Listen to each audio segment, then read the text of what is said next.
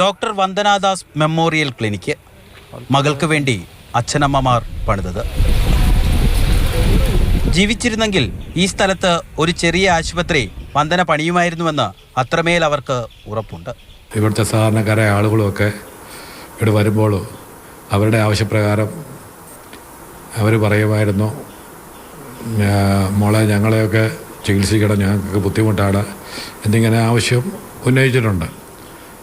അപ്പോൾ അവൾ പറയുമായിരുന്നു, നീ ജോലി കിട്ടി എവിടെ പോയാലും ആഴ്ച 2 ദിവസം ഞാനും എൻ്റെ കൂട്ടുകാരുമൊക്കെ ഇവിടെ വന്ന് നിങ്ങൾക്ക് കഴിയുന്ന അത്രയും ചികിത്സ തരുന്നതിനുള്ള ഒരു ക്രമീകരണം എൻ്റെ ഭാഗത്തുനിന്നുണ്ടാകുമെന്ന് പറഞ്ഞിരുന്നു.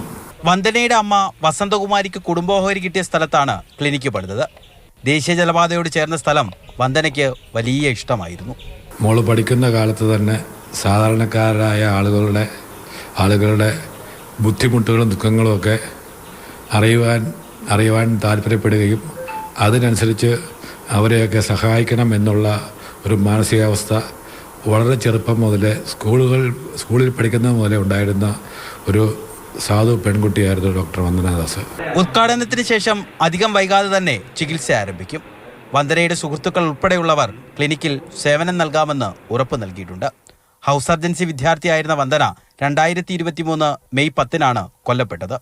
കൊട്ടാരക്കര താലൂക്ക് ആശുപത്രിയിൽ വൈദ്യപരിശോധനയ്ക്കായി പോലീസ് എത്തിച്ച കുടവട്ടൂർ സ്വദേശി സന്ദീപാണ് കൊലപാതകി. രഘുനാഥ് നാരായണൻ, മാതൃഭൂമി ന്യൂസ്, ആലപ്പുഴ.